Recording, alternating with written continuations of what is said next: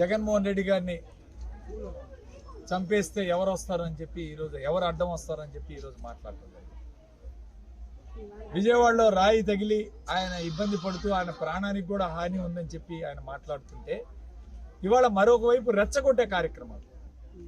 జగన్మోహన్ రెడ్డి గారిని హత్య చేస్తే ఎవరు వస్తారు, ఎవరు అడ్డం వస్తారో చూస్తారనే ఈ పెద్ద మనిషి 40 సంవత్సరాలు రాజకీయాల్లో ఉండి 14 సంవత్సరాలు ముఖ్యమంత్రిగా చేసిన మనిషి ఈరోజు మతిస్థిమితం కోల్పోయాడనే దానికి కారణం ఉదాహరణ ఈరోజు ఈ మాటలు.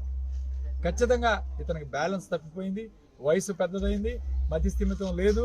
ఖచ్చితంగా ఇలాంటి వ్యక్తులు రేపు ఏదైనా పదవి చేపట్టినా సరే ఈరోజు ఈ రాష్ట్రంలో మంచి జరగదు. ఈరోజు నిజంగా జగన్మోహన్ రెడ్డి గారు ముఖ్యమంత్రి అయిన తర్వాత పేదవాడికి వాళ్ళ కష్టాలు తీరి పేదవాళ్ళు ఇవాళ బ్రహ్మాండంగా జీవిస్తున్నారంటే దానికి కారణం జగన్మోహన్ రెడ్డి గారు చేస్తున్న మంచి పని. ఖచ్చితంగా మళ్ళీ జగన్మోహన్ రెడ్డి గారు గెలుపొందుతారు. జగన్మోహన్ రెడ్డి గారు 5 సంవత్సరాల పరిపాలనలో 4 సంవత్సరాలు నాగార్జున సాగర్ ఆయకట్టుకు నీళ్లు వచ్చాయి, పంటలు పండించుకున్నాం.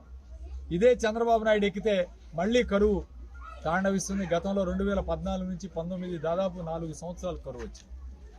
కాబట్టి రైతులందరూ కూడా ఆలోచన చేసి తప్పకుండా మళ్ళీ జగన్మోహన్ రెడ్డి గారిని గెలిపించుకోవాలి. రైతు భరోసా కూడా దాదాపు 67,000 నుంచి ఈరోజు 80,000 రూపాయలు చేశాం. ఖచ్చితంగా రైతులకు ఉపయోగపడే విధంగా భవిష్యత్తులో ఉంటుందని చెప్పి తెలియజేస్తూ సెలవు.